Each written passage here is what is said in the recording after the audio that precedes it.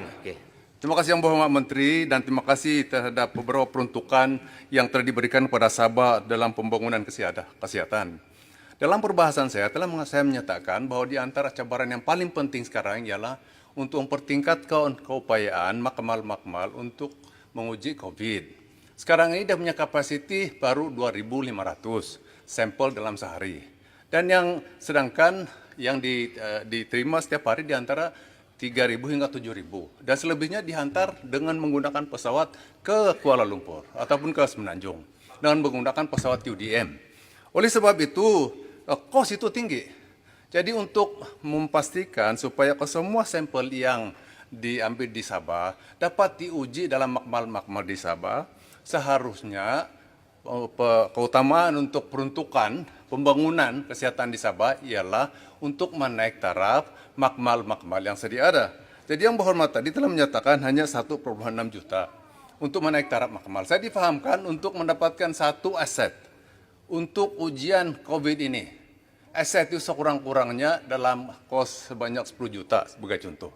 Jadi pertanyaan saya ialah, apakah langkah-langkah untuk memastikan supaya semua sampel COVID yang diambil di Sabah itu dapat diuji di Sabah dan tidak perlu dihantar ke Semenanjung. Baik, sebab itu kosnya terlalu tinggi. Terima kasih Tuan. Itu persoalan saya minta Menteri menjawab. Ya, perkara yang saya maklum tadi yang 1.4 juta itu untuk makmal kesihatan awam Kota Kinabalu saja. Ada lagi makmal molekular Jabatan Patologi Hospital Tawau, Sabah ada buat. Saya tahu. Ya. Di makmal kesihatan awam Kota Kinabalu saya tahu.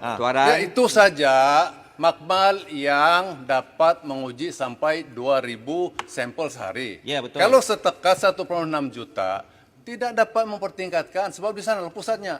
Kalau tidak membuat pembelian aset sampai satu aset untuk ujian ini, dia tidak mempertingkatkan keupayaannya. Boleh, kita ambil maklum. This is unprecedented. Sebenarnya wabak COVID-19 tak pernah berlaku sebelum ini. Jadi persediaan untuk Mama Sabah, kita sedang naikkan termasuk di Tawau, Sandakan ya.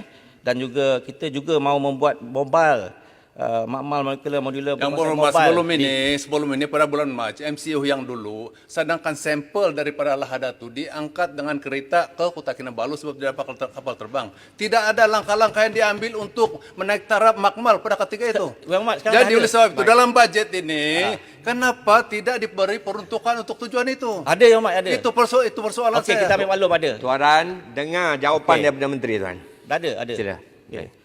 Kita telah ambil maklum perkara tersebut dan peningkatan bilangan daripada 200 di makmal kebangsaan Kota Kinabalu ya dah ditingkatkan kepada 2,000 satu hari sekarang. Dan kita ada makmal daripada Queen Elizabeth dan juga Universiti Malaysia Sabah juga menolong membuat ya.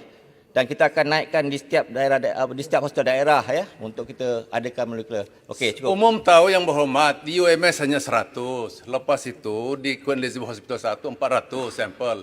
Di makmal kesihatan awam Kota Kinabalu 2.000. Itu saja kapasiti dia yang ada sekarang. Sedangkan sampel yang kita terima setiap hari di antara 3.000 hingga 7.000. Itu persoalan dia dan ini bukan baru, ini dari dulu. Ya. Dari bulan Mac lagi. Sementara ini dapat dipertingkatkan. Itu satu. Yang kedua, Yang Berhormat, bukan saja dalam pembelian aset peningkatan makmal, tetapi dari segi perlu mendapatkan kaki tangan yang diperlukan. Pakar kaji kuman, microbiologis dan sebagainya, jurus teknologi makmal dan sebagainya. Ini yang diperlukan. Itu yang kita mau dengar.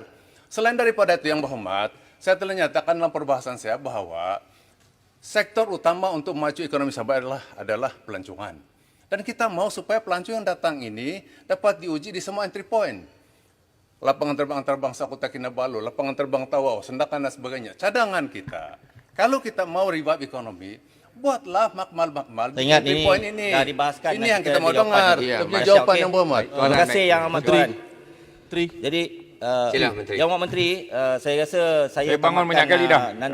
Semua soalan-soalan yang dibangkitkan akan ada saya perkara penting kepada maklumat Menteri yang bagi kasihan pada Pontian. Pun membahas. Pontian dah jawab tadi ya. Speaker. Jadi untuk itu saya Jelutong tak payah, tak apa. Pontian bagilah. Saya pastikan bahawa semua jawapan-jawapan yang telah pun dibahaskan dalam Menteri. pembentangan sebelum ini akan Ini Saya membela Short Kementerian Short Kesihatan ni, Short Menteri. Saya mengucapkan terima kasih. Barisan kepada Tuan Hadapan Kementerian Kesihatan Mudah-mudahan dapat, kita tapi dapat kenapa polis, bersama-sama. tentera, bomber, rela, APM, immigration, PBT Terima tak dapat? kasih. Yang Muhammad Menteri. Terima kasih pada mereka semualah. Semua agensi yang terlibat dalam bantu Kementerian Kesihatan. Kenapa Kementerian Kesihatan dia dapat frontliners menangani RM500, tapi COVID-19 kenapa frontliners yang lain tak dapat, Menteri? akan diambil maklum oleh Yang Berhormat Menteri Menteri, Kewangan. Sekian, satu terima saja kasih. saya Terima ingin kasih. Tuan Yang di-Pertua.